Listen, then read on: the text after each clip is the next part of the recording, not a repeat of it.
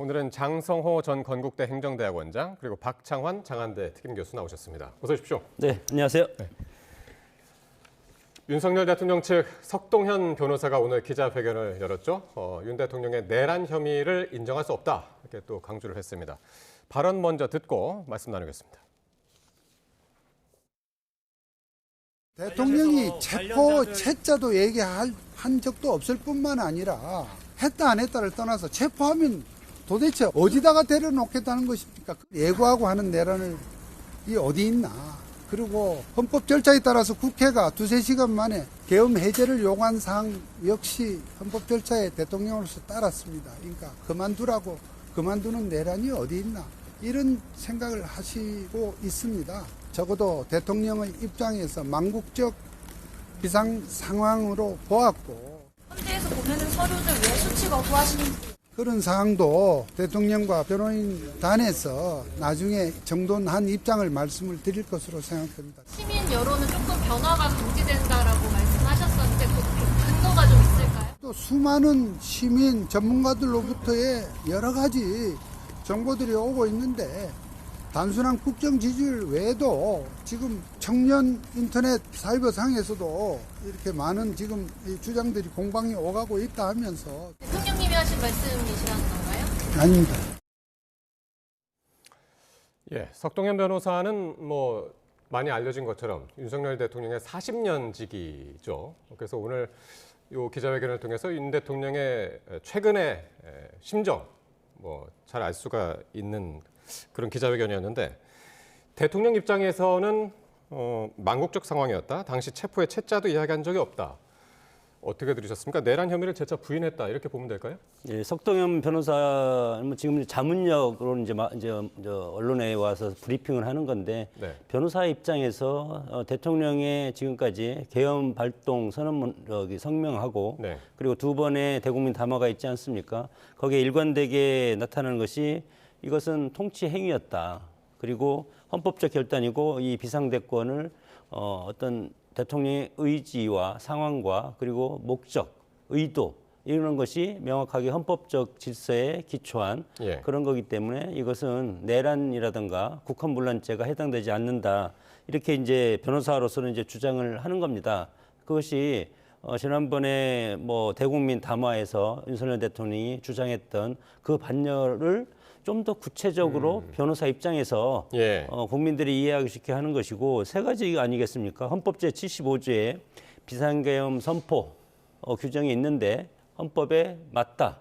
그리고 두 번째는 헌법 제 71조 1항에 보면은 비상사태는 대통령의 고도의 통치 행위다. 예. 그렇기 때문에 이번 계엄 선포는 통치권의 결단이었지 이것이 유법적이고 예. 예를 들어서 형법 제87조라든가 91조 내란죄나 국헌문란죄에 해당하지 않는다. 다만 비상계엄 상태에서 국회에 군인이 들어가고 그리고 기물파손한 것은 국회에 들어가는 것이 예를 들어서 예. 그것을 질서유지를 통해서 들어가는데 이것은 헌법 75조에도 국회에 들어가지 말라는 규정은 없지 않습니까? 그렇기 때문에 그렇게 보시는군요. 예.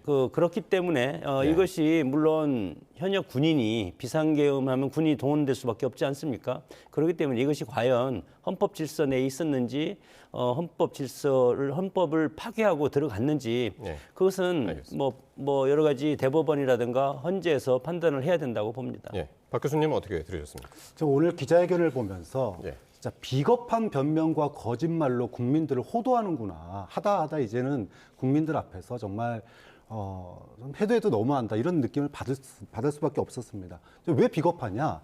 대통령은 체포에 채자도 꺼낸 적 없고 끌어내란 말도 한 적이 없는데 그러면 체포조를 운영하고 국회의원들 못 들어가게 막고 또 끌어내고 이런 지시를 받은 군인들은 그런 행동을 한 군인들은 그러면은 대통령의 명을 거부하고 한 겁니까? 그럼 경찰과 군대의 쿠데타였습니까? 말이 되는 얘기를 하셔야죠. 그리고 온 국민들이 보고 들은 사안입니다. 국헌문란이 내란의 주요 요소예요. 그럼 국헌문란이 뭐냐? 계엄을 갖다가 해제할 수 있는 유일한 기관인 국회의 의원들을 못 모이게 하고 예. 또 그들을 끌어내라고 대통령이 지시를 하고 그리고 그들을 갖다가 체포하게끔 하는 이런 명령 일체, 준비 단계 일체가 국헌문란입니다. 이게 내란이지 뭐가 내란입니까? 그런 점에서 오늘 기자회견은 말 그대로 온 국민이 라이브로 보고 들은 얘기를 정면으로 부정하는 국민을 호도하는 거짓말로 일관된 기자회견이었다. 이렇게 얘기할 수밖에 없는 예. 거죠. 지금 이제 박 교수님 말씀은 저희가 앞서서도 뭐 보도도 해드렸습니다만은 국회에서 나온 각종 증언과 좀 배치되는 측면이 없지 않느냐 그런 이야기를 했었거든요. 네, 그럼 그렇기 뭐, 때문에 예. 뭐 법적인 절차가 필요한 거 아니겠습니까? 뭐 전문이라든가 들었다든가 아니면 소문이라든가 그리고 지금 현장 출동했던 관련된 지휘관들이 다 구속되지 않았습니까? 예.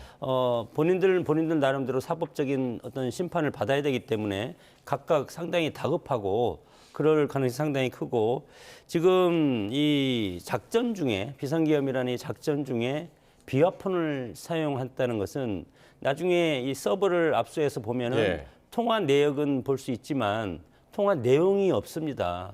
뭐 명태균 씨 지금 뭐 녹취 파일처럼 그렇게 우리가 핸드폰에서 녹음하는 기능이 있는 게 아니고 비화폰이라는 것은 뭐 음성 녹음이 되지 않고 아무도 할 수도 없는 그런 것이 비화폰이기 때문에 네. 그러면 누구 말을 믿을 것인가? 예. 대통령이랑 통화를 대통령이 비상계엄을 선포할 때 계엄법에 따르면 장관이 지시하는 것보다도 대통령이 직접 지시하게 되어 있습니다. 그렇기 때문에 대통령은 나는 그런 말을 한 적 없다. 그러면 반대쪽에서 증언한 사람이 그것을 입증을 해야 되지 않겠습니까? 그런 상황에서 이것은 상당히 복잡하게 지금 흘러갈 가능성이 예. 크다고 봅니다.